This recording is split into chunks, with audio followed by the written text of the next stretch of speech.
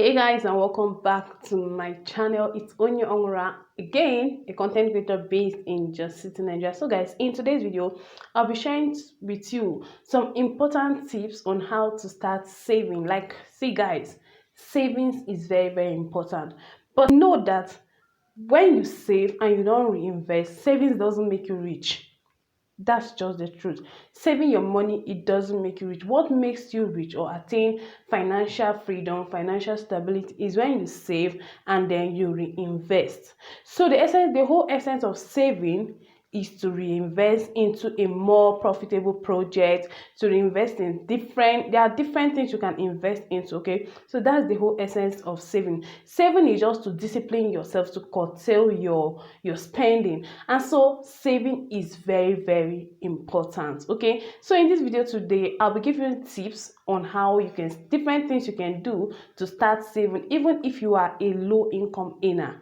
Like, there are things you will need to cut down on to start saving. So ensure you watch these videos to the very end if this sounds like something interesting to you, or if you're having some challenges here and there trying to save money for better use. Okay, so ensure you watch these videos to the very end. So before I go into today's video, like, a big shout out to my subscribers. Yay, you guys are the real VIPs. Like, I love you guys from the depth of my heart. And if you're just coming across my channel for the first time, you're highly welcome. Like, we've been waiting for you here for so long, and here you are. So you're very welcome. Before you continue watching this video, just be a member of this family. Okay, subscribe to this channel, turn on your notification bell to get notified each time I upload video, because here in this channel I create content on how to start your business, how to grow your business, how to brand your business. Like, I go in depth also with importation, exportation business, affiliate marketing, and different ways to make money online. So if this sounds like something you're interested in, ensure you become a member of this money making family and subscribe to the channel. So enough of that, enough of wasting of time. Let's go into the saving tips. Saving is important. Just have that at the back of your mind. So the number one tip, or the number one on my list, is you need to set a goal for your savings. Like, set a goal for your savings. Set a goal of things you want to achieve with your savings. What are the things you want to achieve with your savings? Why are you saving? Are you just saving because other people are saving? Are you just saving because you feel like saving? There should be a project, there should be a goal, there should be something you really want to achieve with your savings. Okay, so this is very important. Setting your goals, it can be short-term goals or long-term goals, so it depends on you, it depends on what your projects are, it depends on what your goal is. Remember, setting your goal is first and is paramount. Reason is that it will keep you motivated throughout the whole process of your saving, or throughout the whole period that you will be saving. If you have a set goal, it will always keep you motivated, because think about it, because I have something I want to achieve at the end of the year. I have already mapped out that at the end of the year I want to venture into this business, so I need to save to achieve that. Since I already have it at the back of my mind, it will always keep me motivated to continue saving. Maybe what I need to start a business is around 500,000 to 1 million. I already know I need to save so amounts every month in order to meet up with that target. So setting your goal will really help you, it will really keep you going. Yeah, it will keep you motivated. So the second tip, or the second thing you need to do to achieve success in your savings or to save, is to set a budget for your savings. Set a budget for yourself. Okay, what I mean by setting a budget for yourself is how much do you want to save. Okay, just as I said earlier, let's say for example you have a project or you have a business you want to venture into by the end of the year, and it will cost you around, let's say, 500,000 to start. Now you're saving, remember, you've already set your goal, that is what you want to achieve at the end of the year. Now, in order to know or to set a budget for yourself, is just divide that 500,000 divided by the number of months we have remaining in the year. We are in the 6th month, so remaining 6. So 500,000 divided by 6, it will give you a specific amount. So now you know that at the end of the month you are supposed to save this specific amount of money. Okay, so whatever thing you're doing, you already know this is what I have saved at the end of the month. This is what is expected of me to save in order to achieve 500,000 to kickstart my business or whatever thing you're saving plus for. So it is very, very important to set a budget for yourself. It will discipline you the more. Setting a goal will motivate you, it will keep you going, but setting a budget for yourself, it will discipline you. It will discipline you whenever you're spending. You already know at the end of the month, I should be able to have up to this in my savings. So this will keep you, it will discipline you to continue saving and to curtail your excesses. Okay, so that's my point number 2. My point number 3 is buy things in bulk. Yes, this is very, very important. Either as a single person or as a married person, buying things in bulk saves you money. You might be saying, no, it doesn't. Like, let me tell you a typical example. If you're in Nigeria, you already know that the price of foodstuff this time around is on a daily basis increasing. Like, it's increasing on a daily basis. Okay, so had it been you bought up to like a carton of spaghetti last month, I bet you if you go to the market to buy the next month, the money has increased. If you bought a carton of Indomie last month and you're going to buy it the next month, or rice or anything, you'll find out that the money has, or the price in the market has increased. That is why it is, apart from that, it is just too important to buy things in bulk. When you buy things in bulk, let's say for example, your daily needs like food, toiletries and the rest of them, you buy them in bulk, it will save you cost, it will save you money, because you already have it at the back of your mind that, okay, this is what I'm getting at the end of the month.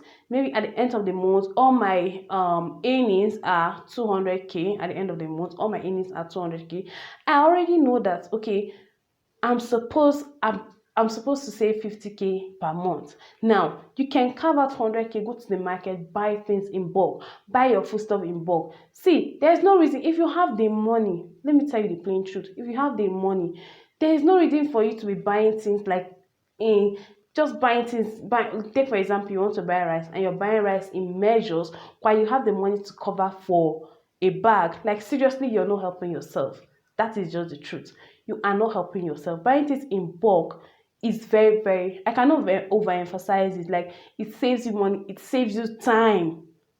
Think about if you're going to the market every now and then, every day you want to prepare a certain meal, you go to the market, buy stuff, the next day you go again. Like, you're spending money on transportation, you're wasting time that you would have used for something else, for something very, very productive, and you're spending more. But once you buy things in bulk, you know, if you want to prepare this food, let's say for example, I have rice at home, I have beans at home, I have even tomatoes. Yeah, you can save your tomatoes. I have tomatoes at home. You already know, once I want to prepare like rice, I have everything I need to prepare rice. Once you want to prepare beans, you have everything you need to prepare beans.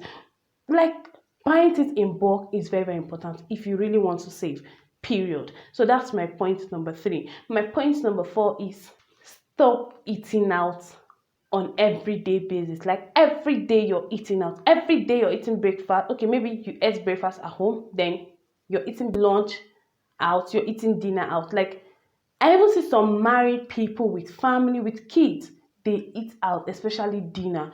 And when you come close to them or you're asking them, like, why do you do this often? They tell you they don't have time to cook, they don't have, their schedules are tight, their this and this are tight. And you'll be asking, like, there are other things you can put in place to make things easier for yourself.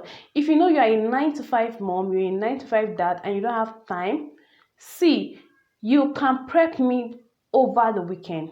Prep meals for the week over the weekend. Let's say during the week you need soup, you need stew, you need what else.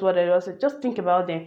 You can prep meal, you can cook your soup, share them in different plates, and then store them in the refrigerator. Bring them out during the week. You just need to make semovita or any other fufu you need. You just need to make that. You already have your soup. Same with stew. Like, when you have stew in your refrigerator, you can make your rice with it. You can make you can eat yam and a sauce with it. You can also make beans with it. You can make spaghetti with it. Like, you can prep meals. It won't take you that long over on Saturdays and Sundays to prep meal for the week. If you feel okay, that is still too much, you cannot do it, you don't have time to also do that, we have people that can cook for you on demand. Okay, once you call them, just contact them, you tell them you need this meal, you need this, you need it, they'll prepare it for you and deliver it to your doorstep. Okay, they cook and deliver to your doorstep. Another advantage of eating food that is prepared, the homemade meal, is that you know what is going into this food. Maybe you're making it yourself or you trust the person making it, so you know what is going into this food, you know what's going into this prepping of me, you know everything. So it is healthier. Apart from it helps you save, it is healthier to eat at home. Cut out on the amount of times you eat out. I'm not saying you shouldn't eat out at all. No, don't get me wrong. Once in a while, take yourself out, take your family out, enjoy yourself, enjoy the day, enjoy your money. At the end of the day, someone has to eat that money, right? So enjoy yourself, enjoy your money, enjoy your day, but not on a daily basis. Not on, I don't know, not all the time. Okay, you need to cut down on those things. Prep meal over the weekend for the week. If you don't have time, employ somebody that can help you do that. Like, they have people that are very, very good with cooking, and you can find them online, you can find them offline. Employ somebody to help you do that prep meal and you are good to go. Okay, so that's my point number 4. My point number 5 is cut down on your cable subscription. Like, this might sound funny to you, but seriously, if you really want to save, cut down on your cable subscription. Take for example, you are paying 14,000-16,000 for cable. For, I don't want to mention any name. You're paying 14,000-16,000 for cable subscription, and at the end of the day, you are a 9 to 5 mom or a 9 to 5 dad or a guy.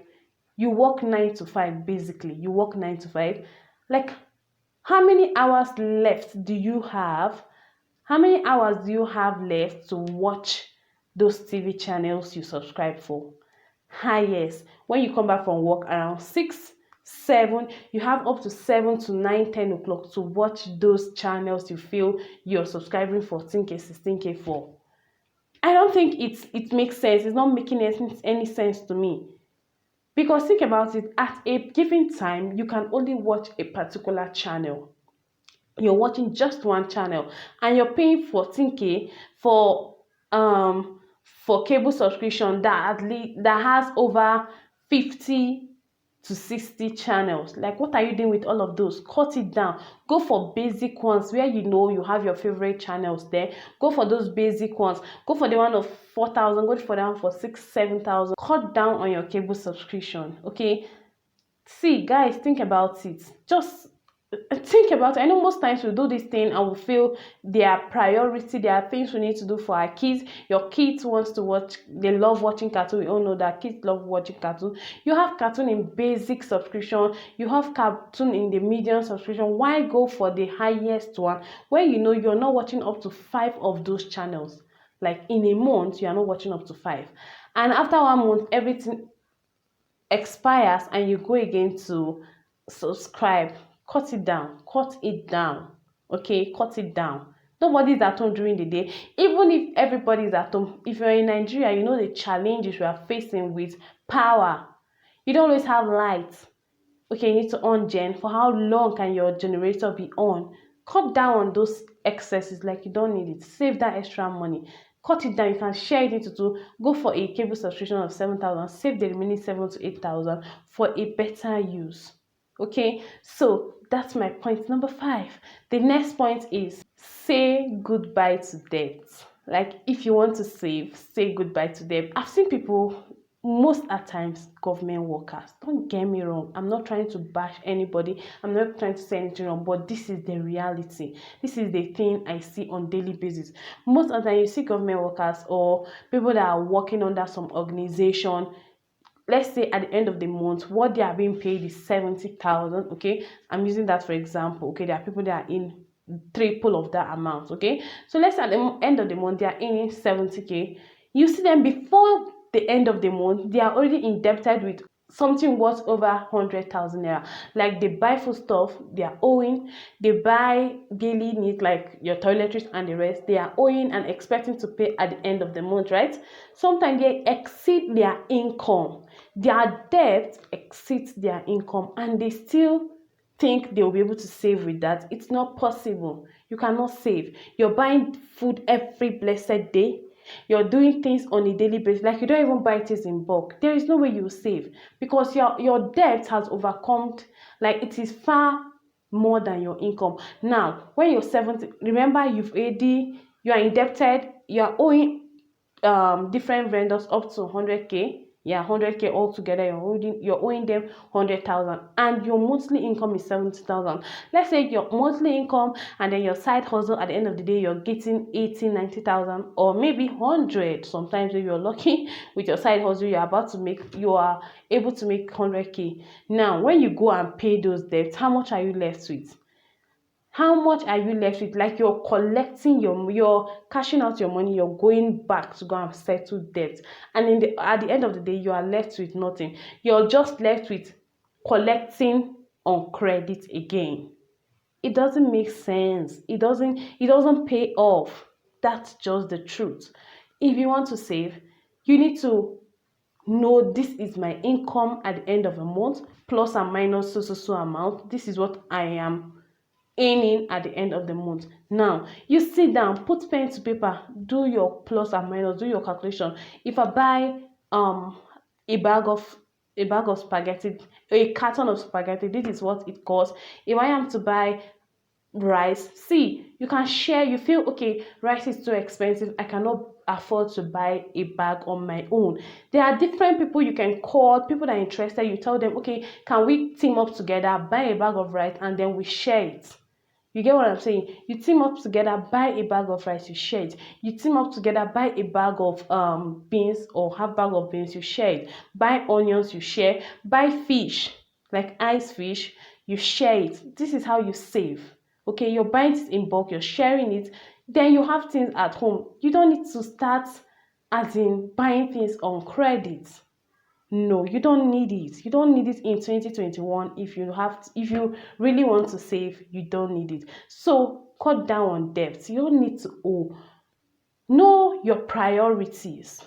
You get what I'm saying? Know things that you know you have to prioritize. You need to prioritize. Food is necessary, water is necessary, power that is light is necessary. These are things you need to prioritize. Then others can come in place. If you're a family person, you are a mom, you're a dad, you have your children's school fees to prioritize, you have their you have food, you have other things to prioritize. Leave the ones that are not that necessary, or you've some things you feel are your wants, keep them aside. Calculate what you need to prioritize, and start saving the extra coin, the extra money remaining. Okay, that's how you save. You don't just start saving from the sky or from the moon. You need to sit down, calculate yourself, and start saving. So remember, my point number 6 is cut down on debt. Stop buying things on credit. I'm not saying that there are some things that you cannot go ahead and buy on credit, but it shouldn't be that everything you're buying is on credit and you rely on your monthly payment or your monthly earning to go and start paying debt. That is what you have to cut down on. Yeah, you can buy some things, you can like pick some one or two things, maybe when you have the money you pay, but not everything. And at the end of the month, you're using your whole salary, your whole monthly earning to settle debt. It doesn't make sense.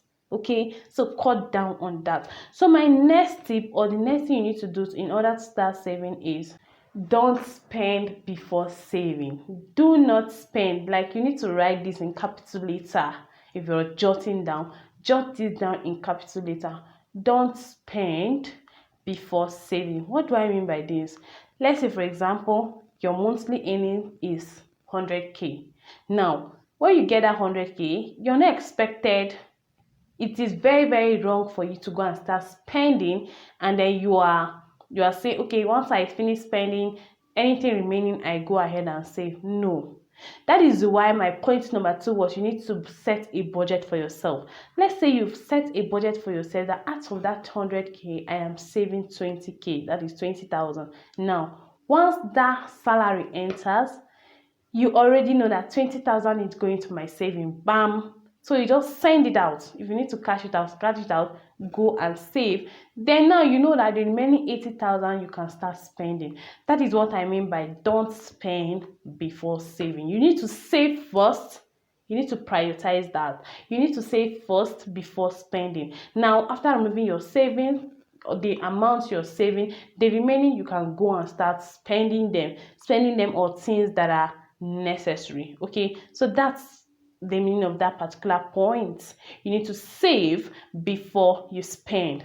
Hope that is understood. If you don't understand, or you think or you have some contrary opinion or different ways to save, please and please, I am begging you, go down the comment section, leave it for me there. So let's learn from each other. If you have other things you do to save, go down the comment section, leave a comment on that, and I will definitely read through it. Other people will come, read through it, and they learn.